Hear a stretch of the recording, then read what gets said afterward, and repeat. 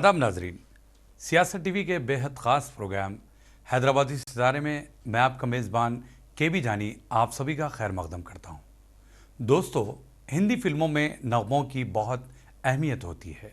गीतों को संवारने और दिलकश अंदाज में पेश करने में गुलकार का सबसे अहम रोल होता है और गुलकार ही गीत में ऐसा सहर पैदा कर देता है कि सुनने वाले झूम जाते हैं। वैसे दोस्तों, हैदराबाद में जिन गुलकारों ने अपने फ़न को अपनी आवाज़ के ज़रिए गीतों को नया अंदाज दिया, इनमें गुलकारा अफशां भी रहीं।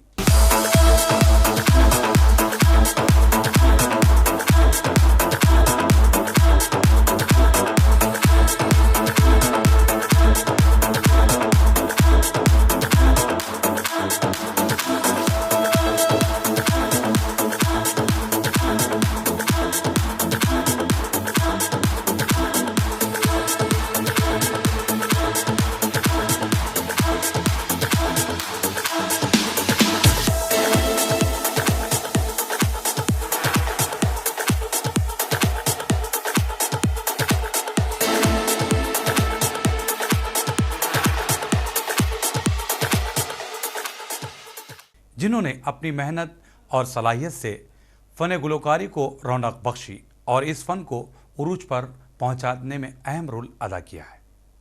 अफशां जब भी स्टेज पर आती हैं, छा जाती हैं।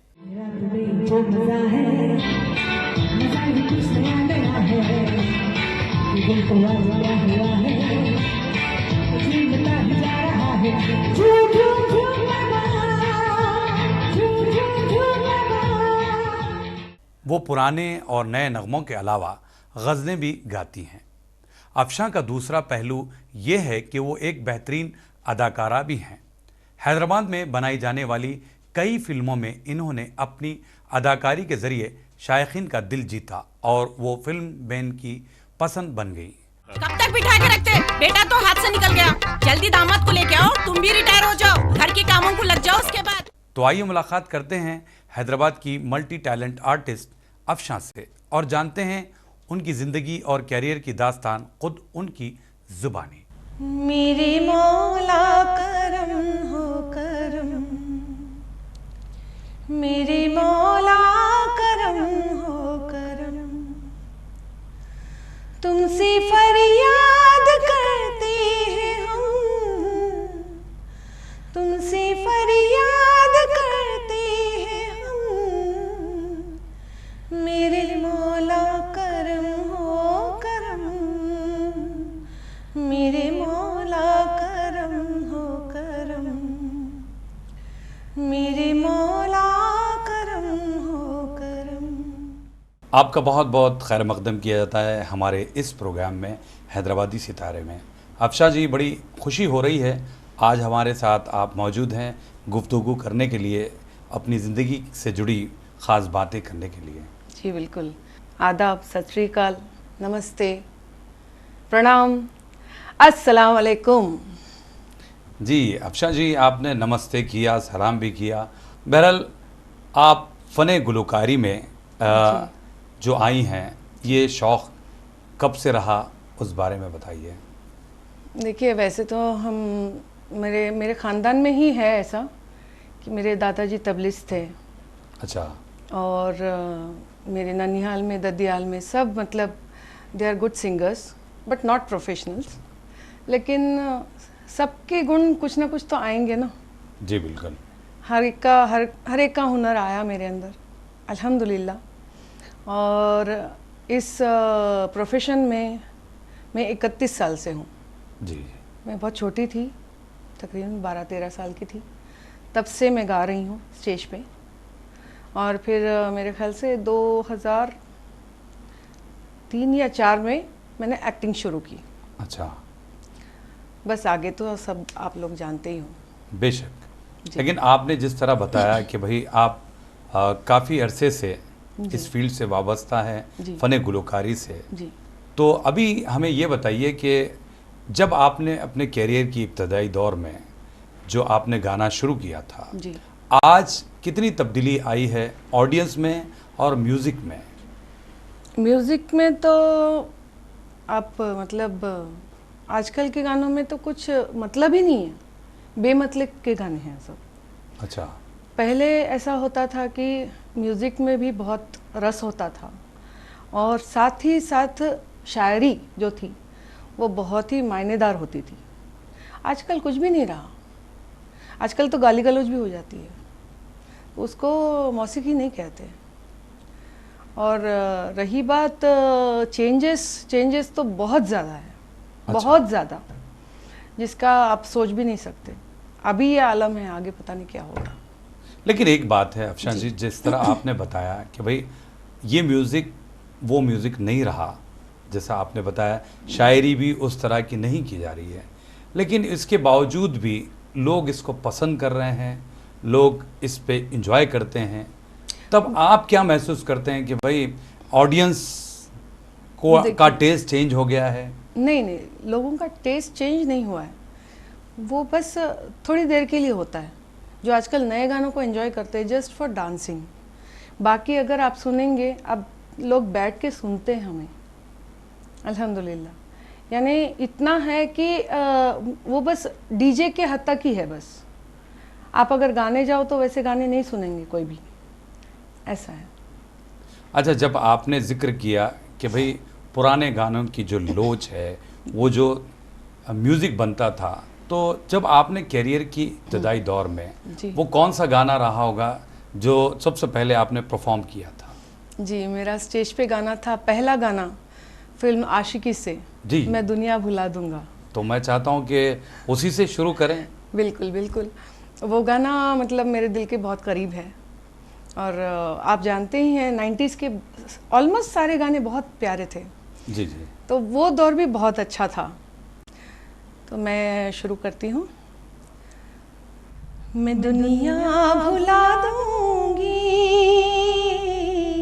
तेरी चाहत में, तेरा साथ छूटा ये वादा जो टूटा मैं खुद को मिटा दूंगी तेरी चाहत में, मैं दुनिया भुला दूंगी तेरी चाहत में। लेकिन अफशान जी, जिस तरह आपने बताया आशिकी फिल्म का जो गीत था, तो ये तो खैर अलका जी ने गाया था, लेकिन हम जो सिंगर्स को देखते हैं, जितने भी सिंगर्स आते हैं, वो या तो वो लता जी के गानों से अपने कैरियर की शुरुआत करते हैं या फिर आशा जी को वो गाते हैं, लेकिन आपने अलका जी को क्यों चुना? ऐसे चुनने वाली बात नहीं है एक्चुअली।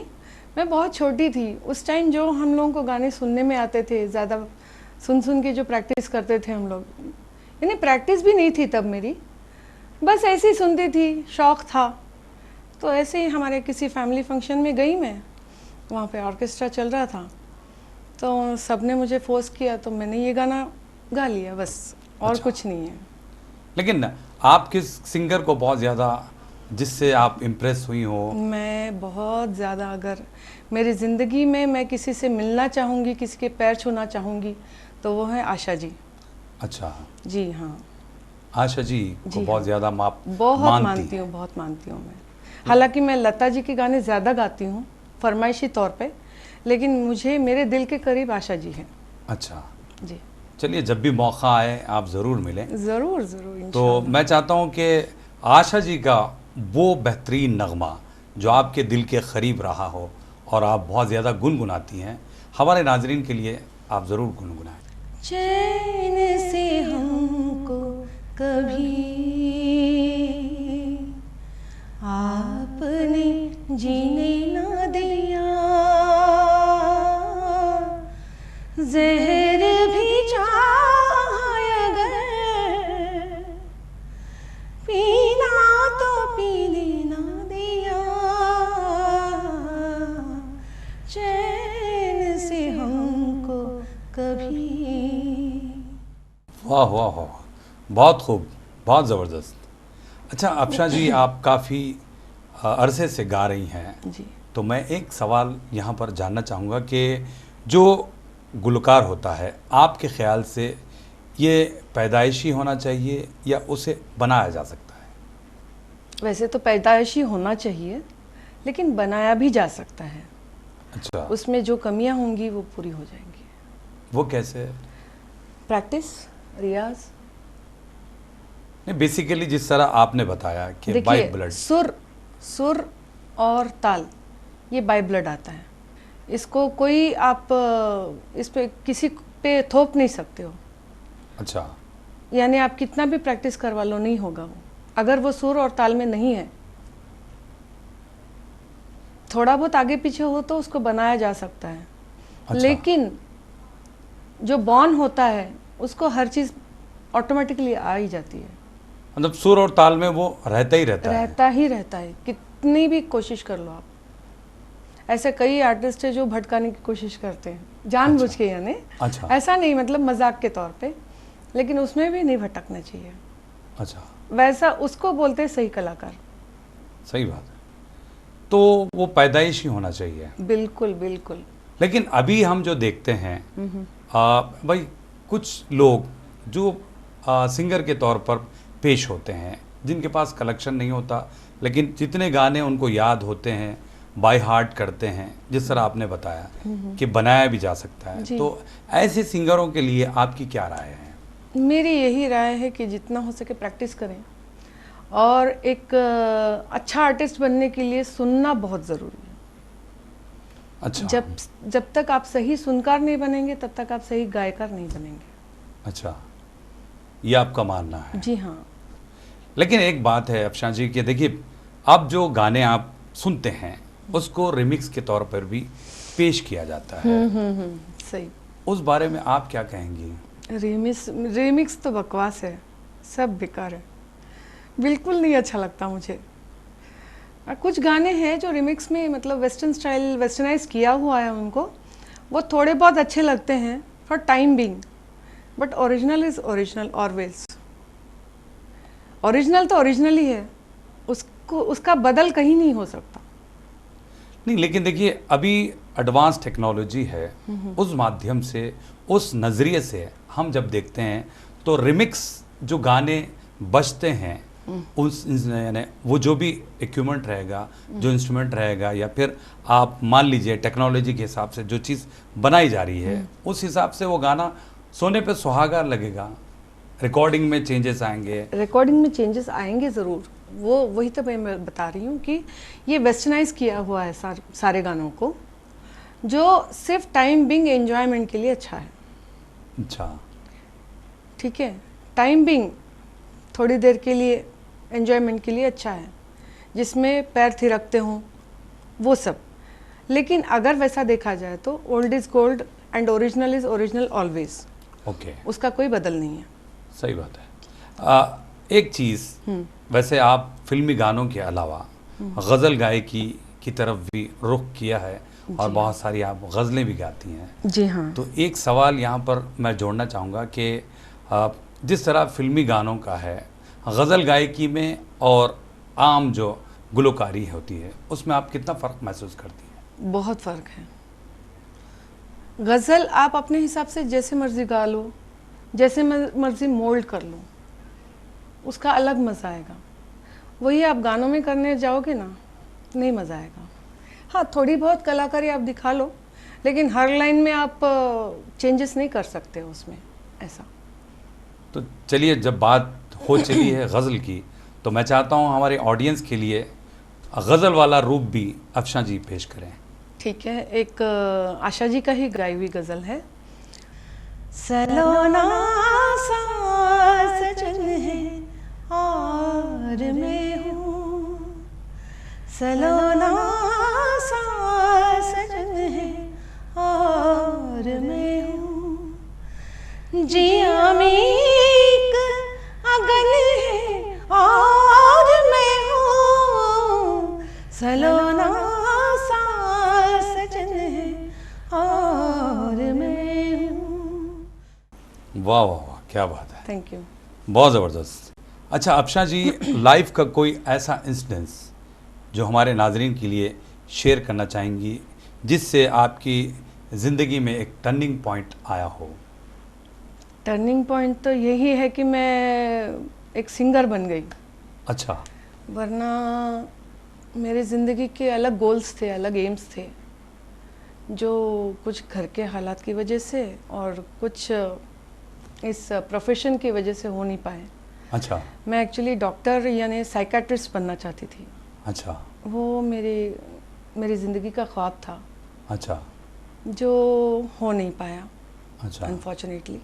अच्छा लेकिन इस चीज़ का मुझे दुख भी है और खुशी नहीं कह सकते, लेकिन उस अफसोस भी नहीं है, अच्छा क्योंकि जितना मेरा नाम अल्हम्दुलिल्लाह हुआ है गायकी में, वो शायद मुझे उसमें ना मिल पाता, पता नहीं, आई डोंट नो, लेकिन ये बहुत बड़ा टर्निंग पॉइंट है आपकी लाइफ का। बिल्कुल बिल्कुल। नहीं, लेकिन देखिए, अगर आप डॉक्टर बन भी जाती जी। तो मरीजों का आप इलाज करती होती, उनकी भी दुआएं लेती। वो तो है उसके तो मतलब मैं उसका कोई उसके लिए एक्सप्लेनेशन है ही नहीं, क्योंकि डॉक्टर प्रोफेशन ऐसा है कि आप कितना भी काम कर लो, किसी के लिए भी कितना भी काम कर लो, उसका एक अलग ही उसकी एक अलग ही पकड़ होती है। सही बात। और उसके लिए यानी वो दिल से किया जाता है जो भी किया जाता है, और मैं पैसों को नहीं मानती इस चीज़ में बिल्कुल भी। और मेरा यही ख्वाब था कि मैं डॉक्टर बनूं, स्पेशली साइकेट्रिस्ट, जो हो नहीं इसकी पाया। अहम वजह क्या है? अहम वजह ऐसा कुछ नहीं है, लेकिन मैं जब स्पेशली मेंटल पेशेंट्स को देखती हूँ तो मेरा दिल रो उठता है। मुझे उनकी वो हालत देखी नहीं जाती मुझसे, इसीलिए मैं बनना चाहती थी। चलिए, बहरहाल आप जिंदगी में कुछ और बन गई, ये भी बहुत बड़ी बात है। ये सही है। तो नाजरीन, आप कहीं जाइएगा नहीं, मिलते हैं एक मुख्तसर से वक्फे के बाद।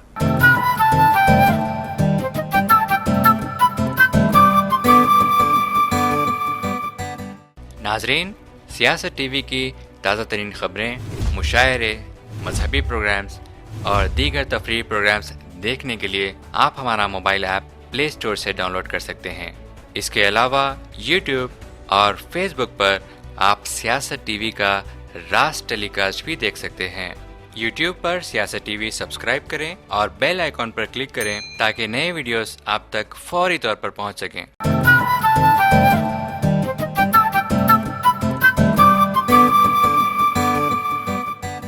वक्फे के बाद आप सभी का हम खैर मकदम करते हैं हैदराबादी सितारे प्रोग्राम में।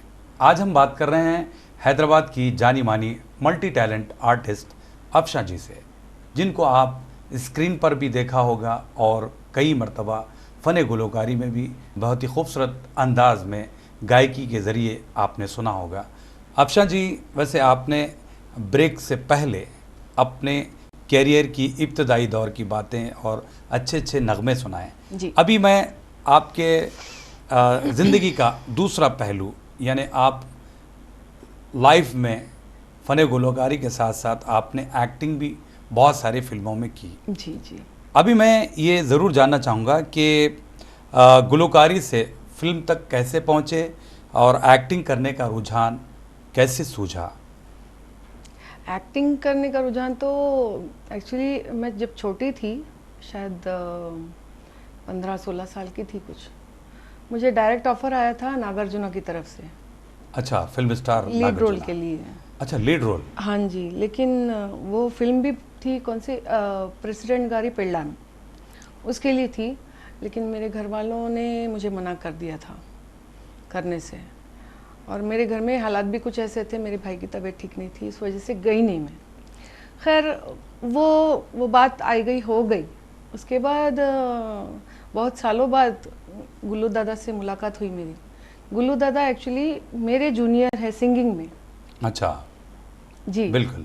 तो ऐसे ही मतलब मुलाकात हुई तो वो बोले एक्टिंग क्यों नहीं करते। मैंने कहा बोलो, आप है तो बोलो। तो एक दिन उन्होंने कहा कि हीरोइन के मदर का रोल है, आप करोगे क्या? मैंने कहा ठीक है, कर लेंगे, थोड़ा चेंज हो जाता है लाइफ में। तो गई उनके शूट पे गई। ये मूवी है गुल्लू दादा 3। कि उसकी उम्र 40 है, आप लोग 25 बता रहे हैं? है मैं खुद 5 साल से 35 पे हूँ, वो कैसे 40 की हो गई? अच्छा, मैंने एक्टिंग की, जो भी जैसा उन्होंने कहा मैंने किया। वैसे तो मुझे एक्टिंग आती नहीं है, बट स्टिल उन लोगों को पसंद आया, पब्लिक ने सराहा। बस इससे ज़्यादा मुझे क्या चाहिए, अल्हम्दुलिल्लाह।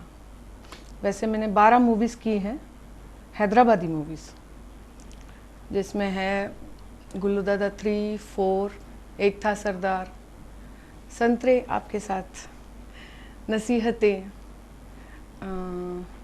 रेडीमेड दूल्हा,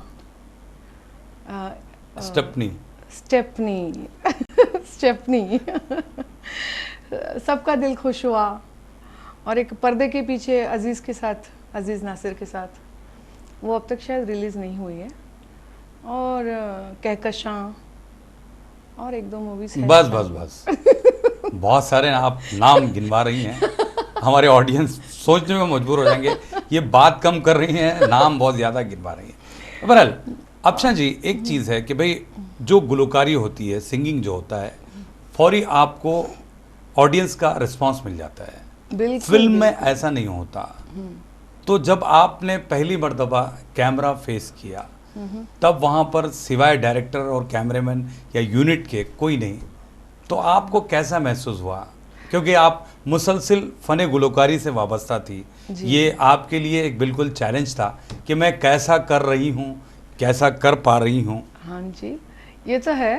अभी मैंने जब फर्स्ट टाइम कैमरा फेस किया था, आई वॉज कम्प्लीटली ब्लैंक। वो ऐसा मोमेंट था कि अब मैं क्या करूं, क्या नहीं करूं, क्या डायलॉग बोलूं, इसी चक्कर में मैं बहुत ज़्यादा कंफ्यूज थी। बट गुल्लू दादा ने, अपने साजिद भाई ने बहुत बहुत इनकरेज किया, और उन्होंने बोला फील मत करो कि you are in front of camera, अब समझो मेरे से बात कर रहे हो आप। अच्छा। तो मुझे उन्होंने कैरेक्टर का जो नेचर बताया, फिर उसके बाद मैं आई वॉज ओके, और मैंने किया, तो उनको बहुत पसंद आया। हेलो गुल्लू मल्लू, हाँ? जो भी है नाम तुम्हारा, कहीं रेशमा से शादी का इरादा तो नहीं है तुम्हारा? है भी तो कोई बुरी बात नहीं है। उसके बाद सिलसिला चल पड़ा।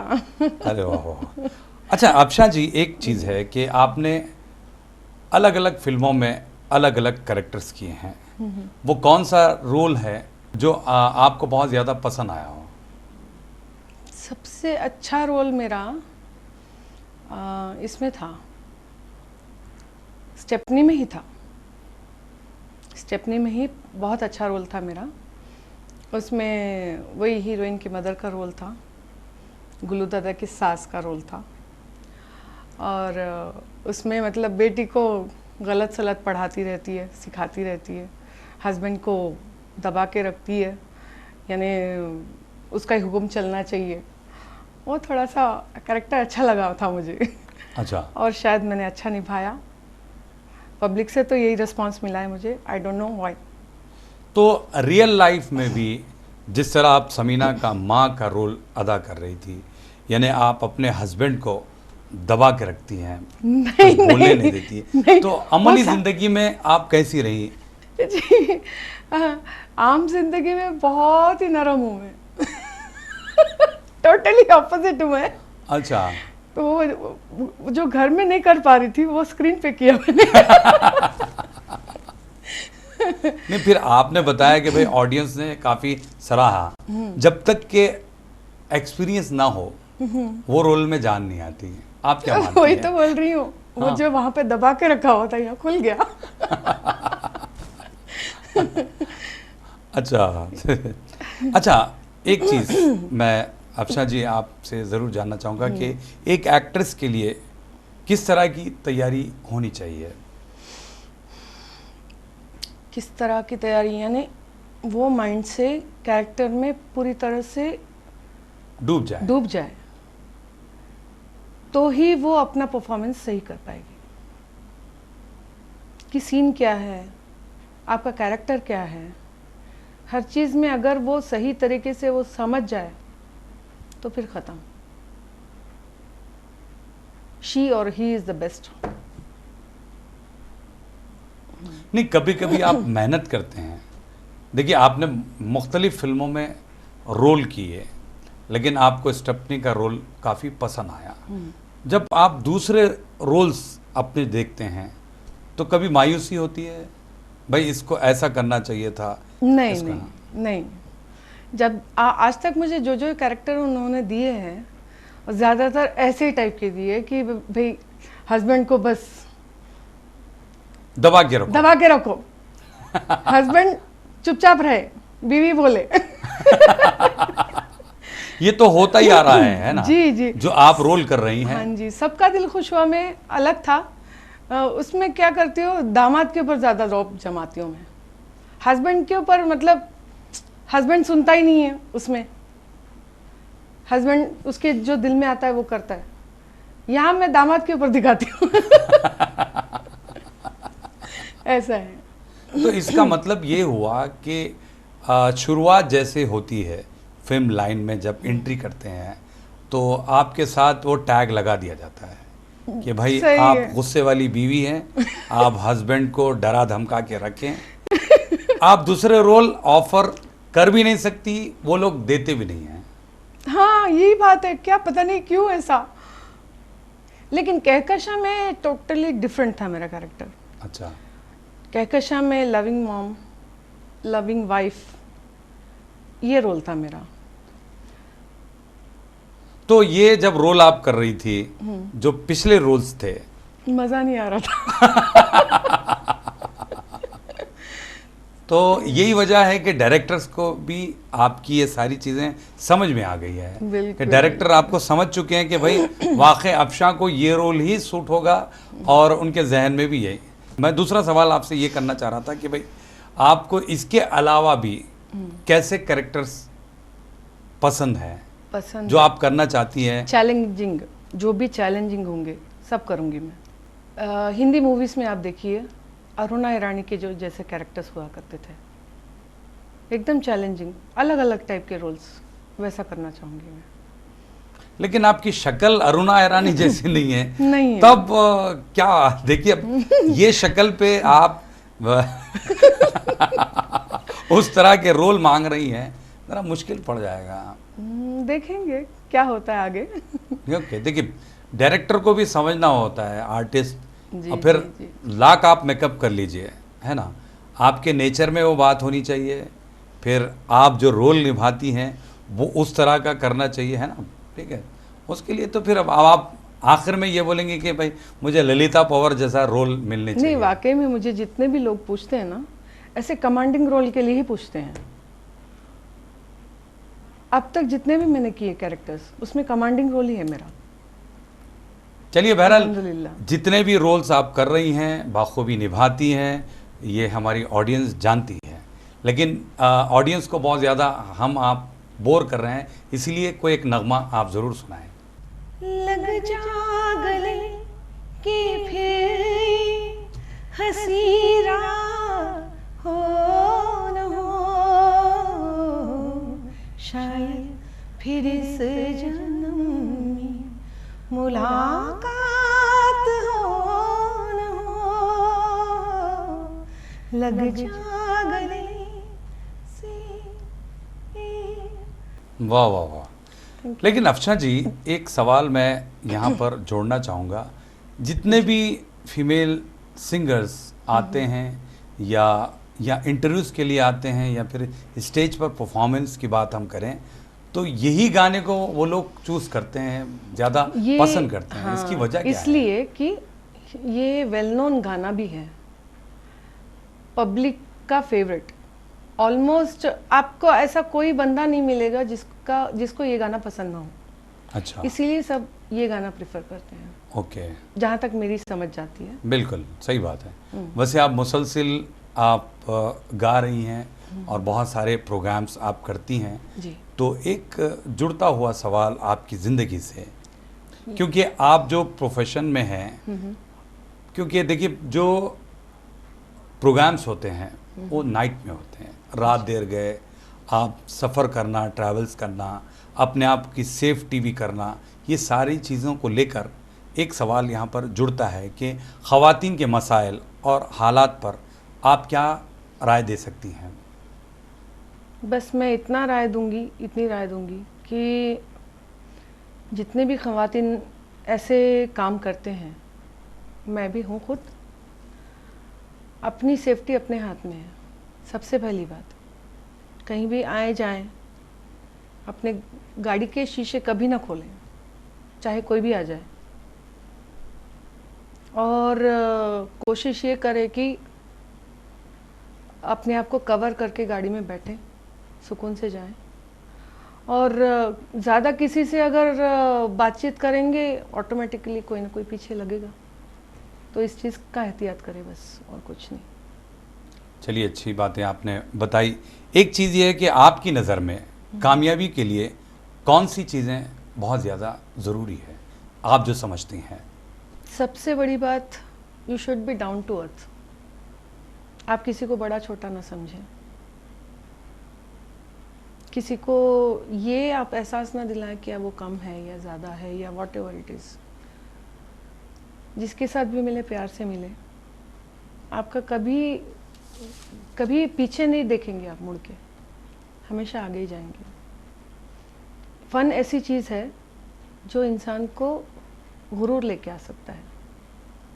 वो गुरूर ना लाने दें बस अपने आप में। बस इससे ज़्यादा मैं क्या बोलूँ। अच्छा अफशा जी, सोशल मीडिया से एक तरफ नुकसान हुआ है तो दूसरी तरफ फ़ायदा, आप क्या कहना चाहेंगी? देखिए, हर बिज़नेस में नुकसान है, फ़ायदे हैं। सोशल मीडिया भी ऐसे ही है, लेकिन वो आपके ऊपर डिपेंड करता है कि आप उससे अच्छी चीज़ लेते हो या बुरी चीज़ लेते हो। कौन सी चीज़ कैप्चर करते हो आप, दैट इज़ इम्पॉर्टेंट। अगर एक इंसान बुरी चीज़ों पे जाना चाहता है तो वो बुरा ही बनेगा, क्योंकि इसमें इक्वली अच्छी बातें भी हैं, बुरी बातें भी हैं, फ़ायदा भी है, नुकसान भी है। आप नुकसान को चूज़ करेंगे तो आपका नुकसान होगा। आप फ़ायदे वाली चीज़ों को कैप्चर कीजिए, फ़ायदे वाली चीज़ों से आप लॉ लगाइए, सब अच्छा ही होगा। चलिए, बहरहाल आपने इतना वक्त दिया, बहुत अच्छी अच्छी बातें बताई। जी।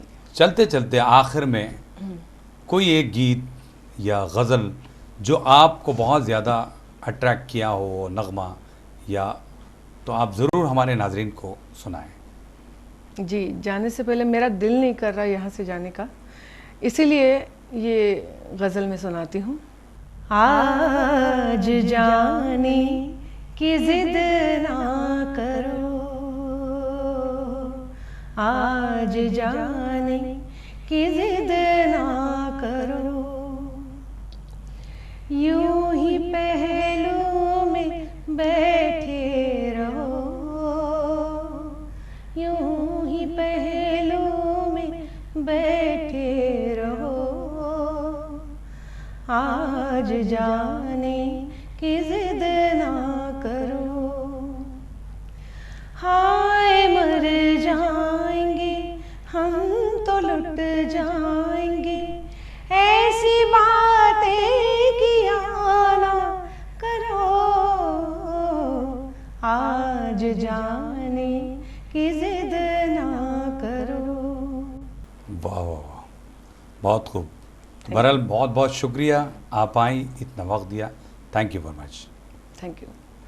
तो नाजरीन, आज के लिए इतना ही। ऐसे ही सितारों का सिलसिला हम जारी रखेंगे हैदराबादी सितारे प्रोग्राम में। आप अपने दोस्त और होस्ट केबी जानी को इजाज़त दीजिए। अल्लाह हाफिज़।